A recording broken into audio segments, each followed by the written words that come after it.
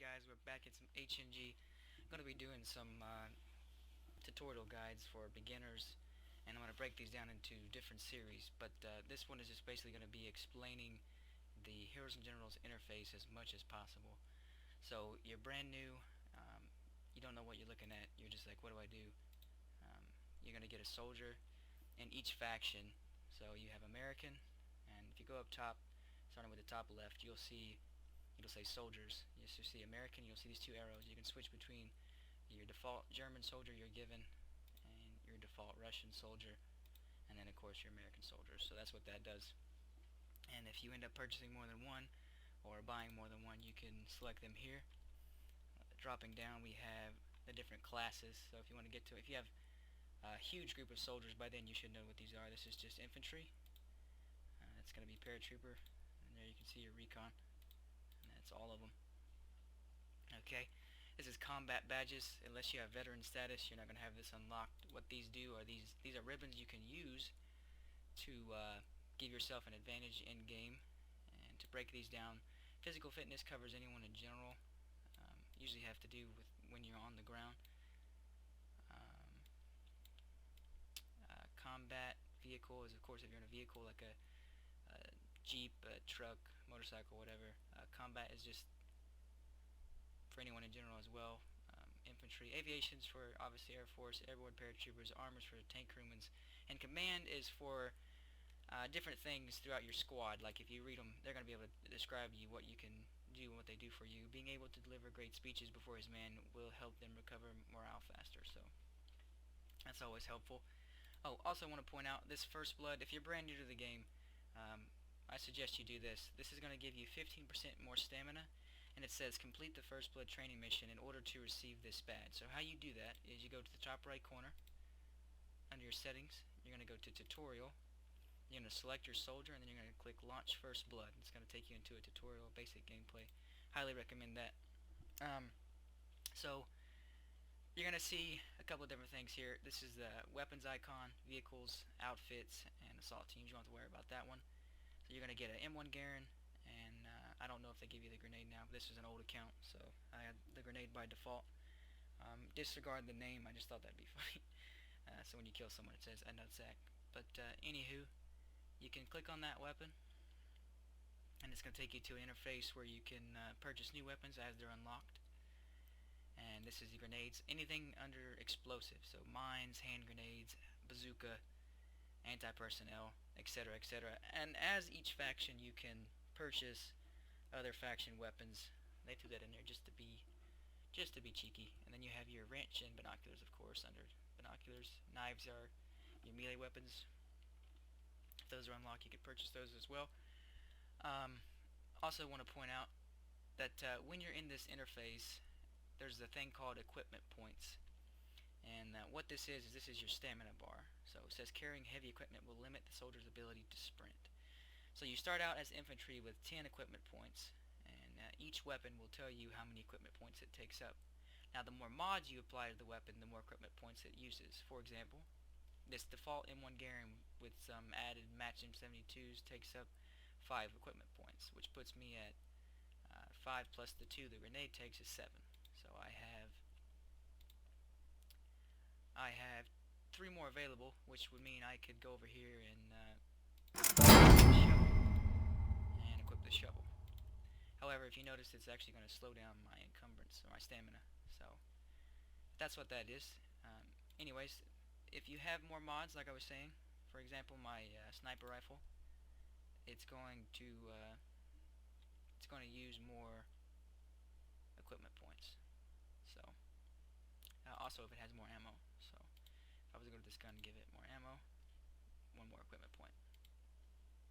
So there's an example of that. Okay, moving on.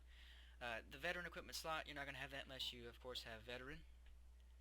Down here in the left corner is the chat. Don't ever use that. I mean, maybe you could if you needed support. This is how you manage your friends. You can add friends if you hit find friend. Their gamer tag or email that they use to register. You can see my list here, and you can see what they played as last, what faction. You're pending, ignored, blah blah blah. Moving on, we have our squad. So if we open up that and you want want to start a squad, you have a friend on your friend list, you want to play together, you would just simply go through here. If he's online, you'll see a plus mark. You just click it, and he accepts. You're in the squad. Maps and filters is going to allow you to filter out which maps you want to go to. So as recon, I can't play encounter, but skirmish, you can. These are the medium maps, and they'll tell you what they are. You can deselect the ones you don't like. However, I don't like village skirmish, so I wouldn't check that one. Assault, they're all the bigger maps. I like that one, so I'll just keep that one checked. And then you just hit to battle. But that's what this item is, or icon is. It's your squad. And this is a faster way to invite someone. It's a quick link. Okay, moving on up here, we have our heroes. The generals tab, you don't worry about that. That's for a general that goes to the army.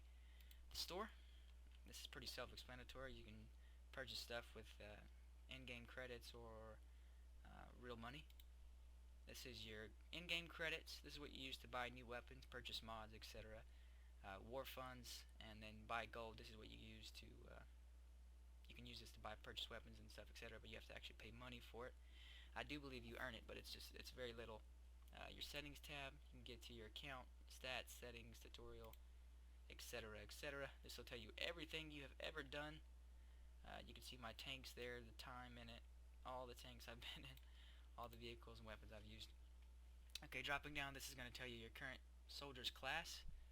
So this is infantryman, this is a paratrooper, and you're going to see the default name of the soldier right here.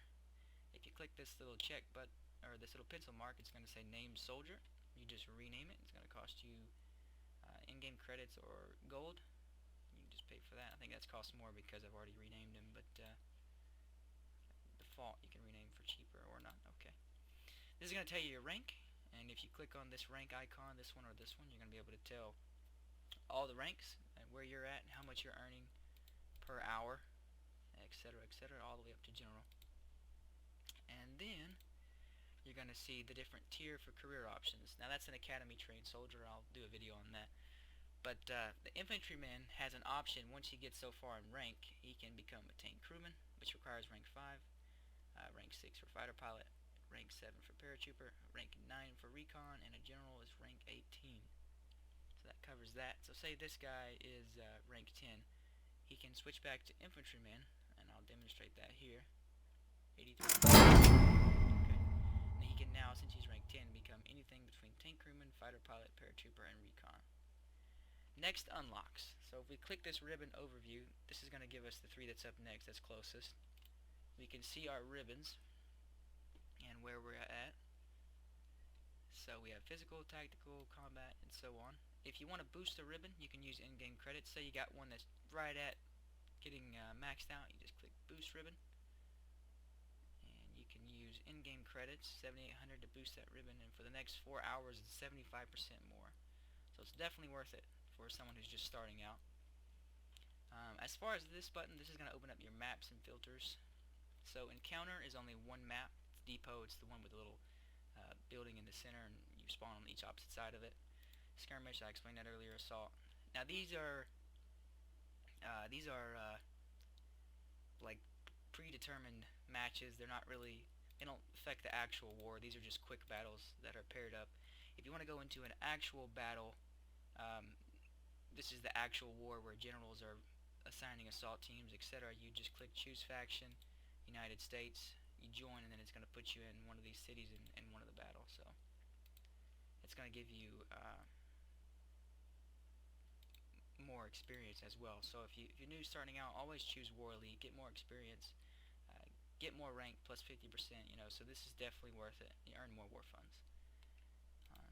So that's it, guys, for the breakdown of the interface for heroes and generals. I believe I've covered everything.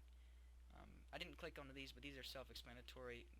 As far as vehicles, you just select a slot, and then it's gonna tell you the available vehicles for that. So here we have Jeeps and the Weasel, and then here it's a truck, I believe. All trucks. So, that is the gist of the user interface for the main menu of Heroes and Generals, and I'll see you guys in the next one.